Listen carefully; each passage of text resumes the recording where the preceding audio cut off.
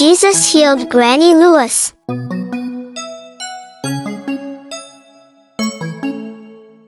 Story written by Menche Castle.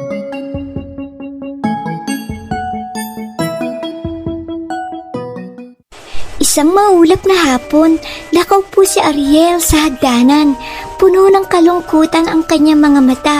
Nakita siya ni Jacob at lumapit. "Ayos ka lang ba, Ariel?" tanong niya. Malambing ang boses at kunot ang noo.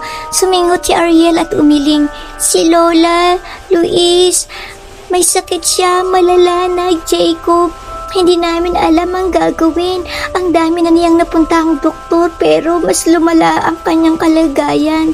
Tumingin si Ariel sa baba at sinabing, "Kailangan ni Lola ng tulong, Jacob."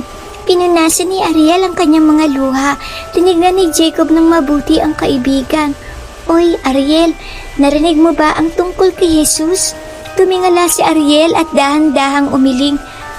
"Aba," sabi ni Jacob na may malaking ngiti sa muka, "kasama ko ang nanay ko sa kasal sa Kana. Ginawa ni Jesus ang tubig na alak. Tingnan mo, naniniwala ako na matutulungan din niya ang lola mo." Ang kalungkutan ni Ariel ay lumambot sa isang maliit na ngiti. "Talaga? Sigurado ako," tumango si Jacob. "Sabihin mo sa lola mo ang tungkol kay Jesus, okay?" Nagningning ang mga mata ni Ariel sa pag-asa. Nakaramdam siya ng kakaibang tuwa sa loob niya. Kumawa siya kay Jacob at mabilis na tumakbo pa uwi.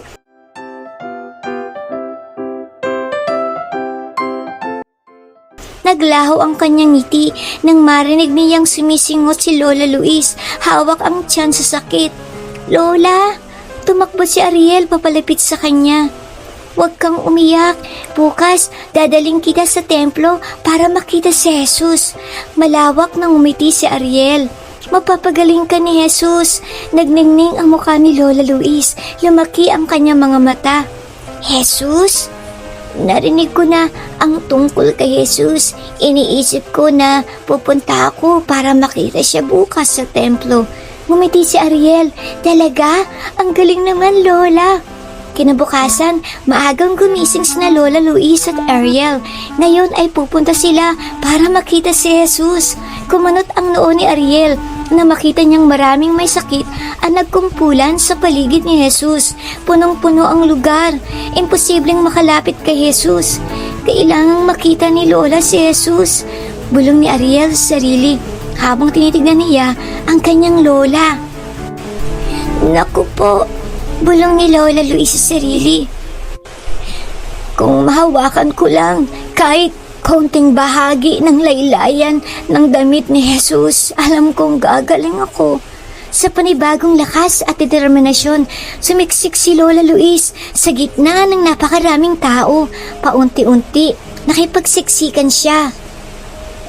Tinulak niya ang mga tao hanggang sa wakas, nahawakan din niya ng kanyang mga daliri ang laylayan ng balabal ni Jesus. Bigla, manaramdaman siya isang kakaibang kapangyarihan na parang kuryente ang dumaloy sa kanyang katawan.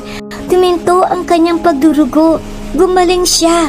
Pagkatapos ay lumingon si Jesus at sinabing, "Sino ang humipo sa akin?"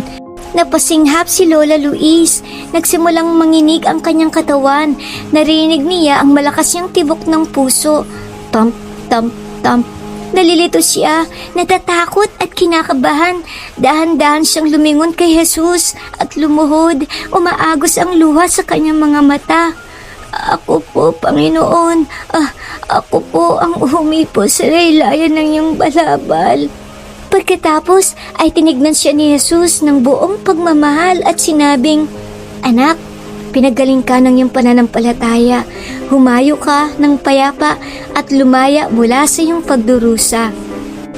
Tumayo si Lola Luis, masaya, at itinaas ang kanyang mga kamay sa hangin. Pumalakpak siya ng may kagalakan. "Salamat, Jesus! Salamat sa Diyos!" Niyakap ng mahigpit si Ariel. Humagikik si Ariel at niyakap pabalik ang kanyang lola. Tulad ni Lola Luis, kayang pagalingin ni Jesus ang iyong karamdaman. Kaya kanyang buuin pinapaalala sa atin ng unang Pedro 2:24 na dinala ni Jesus ang ating mga kasalanan sa kanyang katawan sa krus upang tayo'y mamatay sa mga kasalanan at mabuhay para sa katuwiran. Sa pamamagitan ng kanyang mga sugat ay pinagaling tayo. The end.